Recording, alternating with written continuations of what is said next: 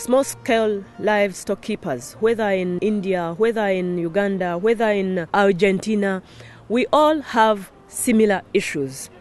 Small-scale livestock keeping is a very big contributor to the economy of the country. Most of us who keep livestock are the ones feeding Uganda. In Pakistan, we are exporting buffaloes, cattle, sheep.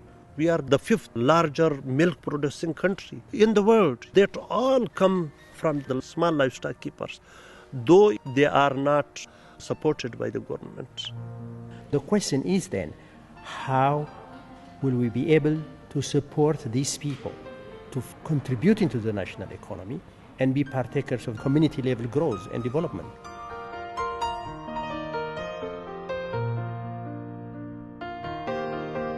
In many areas, smallholder production of animals is still connected to crop farming. So the nutrient cycling and the internal integration of crop and livestock activities, the buffering of labor demand, the making use of material that otherwise would not be used is certainly benign from an environmental perspective. Counter to people's expectations, it is often less expensive to produce in more traditional ways.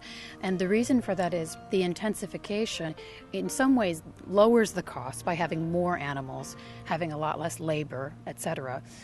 But in other ways, it raises the cost. It's much more capital intensive. There are more buildings. There's more manure handling systems. You have to have ventilation systems. There's just a lot of inputs of all kinds of different resources.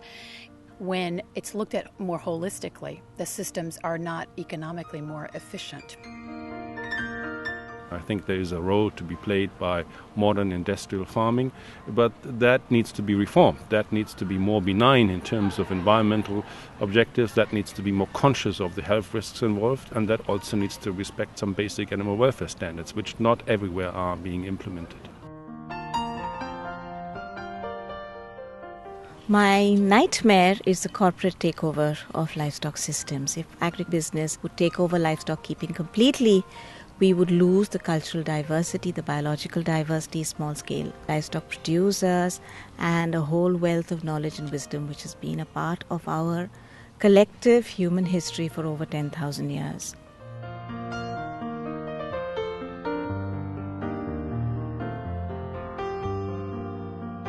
I think the primary investment should be investment on people. And that's how I see it. Appreciating the value of livestock keepers. It also requires recognition of the inner knowledge that is within the small-scale livestock producers, but at the same time it's also creating a policy environment. I feel very strongly, based on my own experience, that the best way to go is not aid-oriented way, but a business approach. It could be a freezing unit, it could be a packaging unit that buys produce directly from the small producer at a decent price and processes it, packages it, and makes it suitable for market. Sometimes we think that we have the right, because we are poor or we are smallholders, to access the markets. That is not true. In the real world, you have to access the market with price and quality. We need to convince the consumer that it is important to buy things for them, but because it's quality process behind and the characteristics of the products are very well done.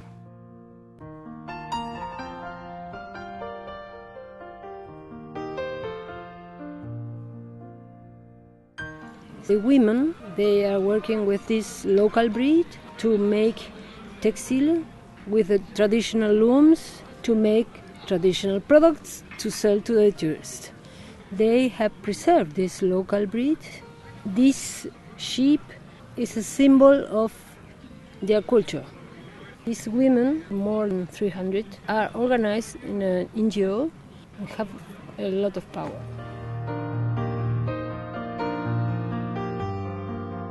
The important thing is to connect smallholders to growing markets. It is only through growing markets that you will be able to sustainably and long-term better their income position.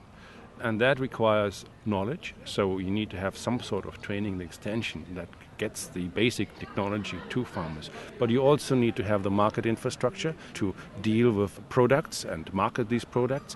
And I think the key here is also to look at collective forms of management, collective forms of input procurement, and collective forms of marketing, because single farmers will not be able to supply the volumes and to apply the strict sanitary and quality standards that you need to have in order to connect to formal markets. And the growth is formal markets.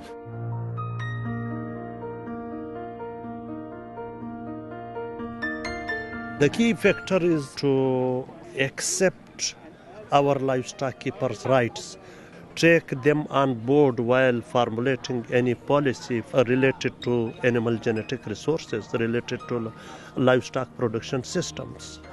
They must be the part of the policy. That is the most important thing. And secondly, they must have the right of access.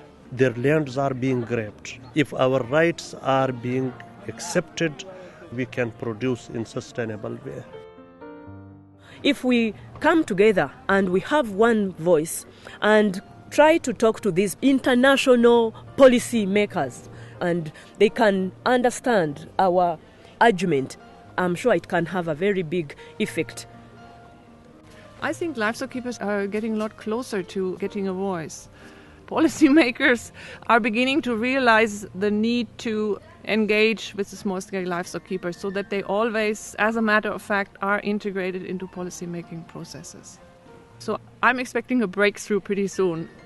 जो जंगल मिले मन अधिकार जंगल का अधिकार मिलता तो फिर फसल ने खाद अच्छा मिले मौस भी अच्छा मिले आज देसी नस्ल पुरानी नस्ल हमारे पास है तो खाना ही मौस ही बहुत अच्छा मिलता है फिर दूध ही अच्छा मिलता है ऊन ही अच्छी मिलती है खाद भी अच्छा मिलता है तो लोग फसल कमाता तो कोई सब्जी है गेहूँ है जो हर एक चीज नीप से जो मवेशी खत्म हो जाए तो बस ये फसल ही खत्म हो जाए खाद मिलेला नहीं टाइम तो वे लोग कैसे खेती बाड़ी करेला।